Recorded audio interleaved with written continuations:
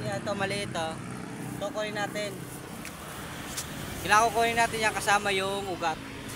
Hindi pwede isang alang, hindi siya mabubuhay pag walang ugat.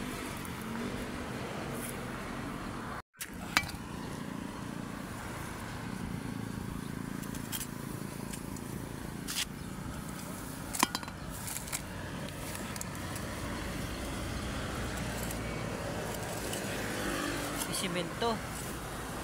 Simento.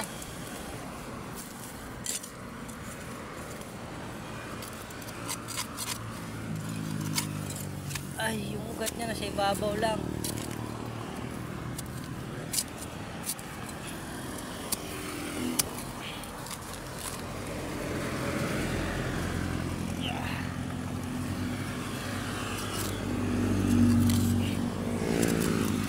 So mamamatay rin tong alatris siya to, no?